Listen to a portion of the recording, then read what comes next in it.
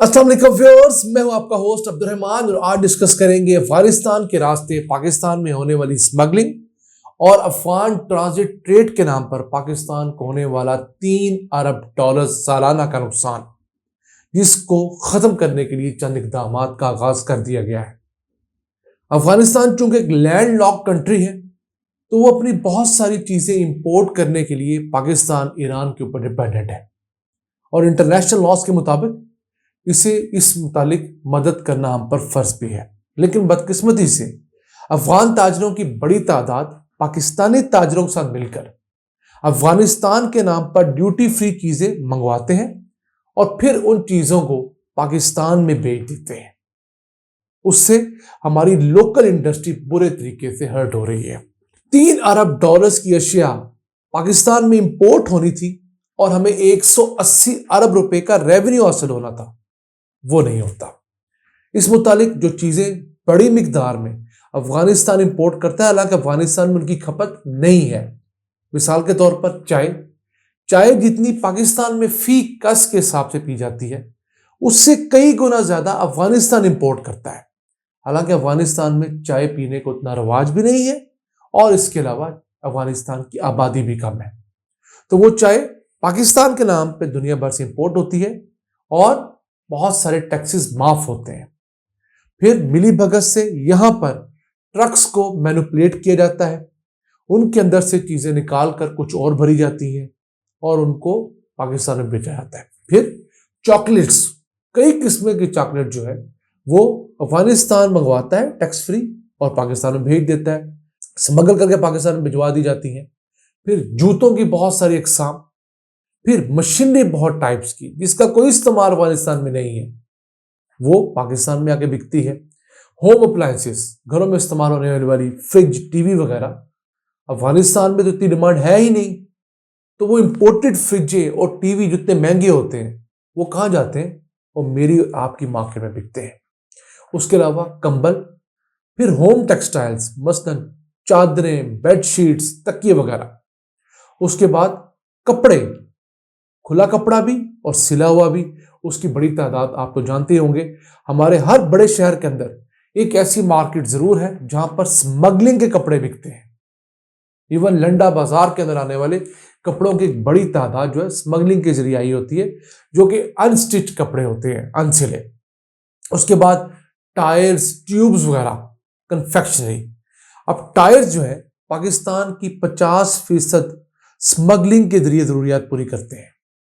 वो टायर अफगानिस्तान के नाम पर आते हैं और फिर वहां से स्मगल होकर पाकिस्तान आकर हमारी लोकल टायर इंडस्ट्री को तबाह करते हैं। और हमारा हाल क्या है कि यहां पर जो टायर बनाने वाली फैक्ट्रियां हैं वो अपनी फुल कैपेसिटी से आधी पर चल रही हैं।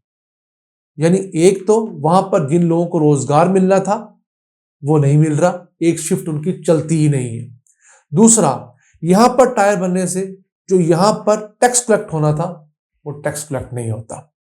तो ये तमाम बड़े बड़े मसाइल हैं इस वजह से। उसके बाद इस अफगान ट्रांजिट ट्रेड के लिए पाकिस्तान के अंदर जो रोड इंफ्रास्ट्रक्चर इस्तेमाल होता है, सहूलियत इस्तेमाल होती है, उनको नुकसान पहुंचता है। ये ट्रक्स जब पाकिस्तानी मोटरवेज, हाईवे से गुजरते हैं, उनको तोड़ते हैं। तो उसका हल अब ये निकाला गया है कि अफगानिस्तान में ऐसी लग्जरी आइटम्स जिनकी एज सच कोई डिमांड नहीं है, उनके ऊपर 10% टैक्स लगा दिया गया है, जिसको प्रोसेसिंग फी का नाम दिया गया है। उससे क्या होगा कि इन चीजों की कीमत बढ़ जाएगी। पहले ये बिल्कुल टैक्स फ्री आती थी, अब जब इन पर 10% टैक्स लगाए तो इनको पाकिस्तान से ले जाने और फिर वहां से लाकर सस्ता फरोख्त करने में बहुत सारे मसाइल होंगे।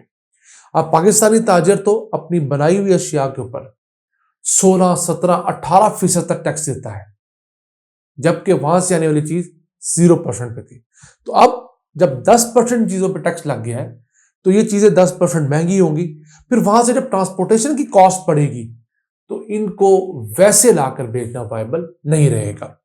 और अफगान ताजर तो अपनी 3/4 अशिया यानी 75% अशिया स्मगलिंग के रास्ते टैक्स फ्री ले जाने में कामयाब हो जाते हैं। फिर एक क्रैकडाउन में ये भी देखा गया कि पाकिस्तान में चाय के बड़े स्मगलर्स कौन से हैं जो अफगानिस्तान के रास्ते चाय लाते हैं। 63 बड़े चाय के स्मगलर्स को लोकेट कर लिया गया है और उनके 29 बड़े स्टोरेज हाउसेज हैं जहां पर वो स्मगल्ड चाय लाकर रखते हैं और हस्बे जरूरत मार्केट में बेचते हैं। इसी तरह टायर्स के 66 बड़े स्मगलर्स रेडार पर आ चुके हैं और इनके 71 गोदाम है जहां पर ये लोग टायर्स मंगवाते हैं। और याद रखिएगा, पाकिस्तान में कभी भी आप काबुली टायर इस्तेमाल ना करें, क्योंकि काबुली टायर मौत को दावत देने के बराबर है। क्योंकि जो टायर स्मगल होकर आता है वो एक बड़े टायर के अंदर छोटा टायर और उसमें छोटा टायर, उसके अंदर फिर छोटा टायर घुसाया होता है। तो होता क्या है, उस टायर को घुसाने के अमल के अंदर उसके अंदर मौजूद तारें टूट जाती हैं। पहले जोर आजमाई के जरिए टायर अंदर डाला जाता है, फिर जब उसको लंबे लंबे रॉड्स के जरिए निकाला जाता है तो दोनों सूरतों में टायर्स के अंदर मौजूद तारें टूट जाती हैं। स्क्रीन पर एक छोटा सा उसका क्लिप देख सकते हैं, सिर्फ आइडिया के लिए। तो इस अमल से जब वो काबुली टायर या स्मगलिंग का सस्ता टायर आप अपनी गाड़ी में डलवाते हैं जिसकी तारें टूट चुकी होती हैं और जिसे आपको बेचने से पहले कई जगह पर सर्फ के साथ और केमिकल के साथ धोकर और ब्लैक रंग का पेंट करके खूबसूरत बनाया होता है, वो चंद दिनों बाद किसी रोड पर जाते हुए फट जाता है, आपकी गाड़ी उलटने के चांसेस बढ़ जाते हैं और मौत के मुंह में चले जाते हैं। तो हमें चाहिए कि चंद हजार रुपए हम एक्स्ट्रा कर लें, कुछ नहीं होता।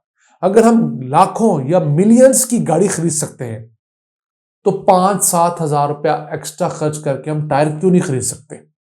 और टायर कोई ऐसी कमोडिटी नहीं है, ऐसी चीज नहीं जो आपको हर महीने चेंज करना है।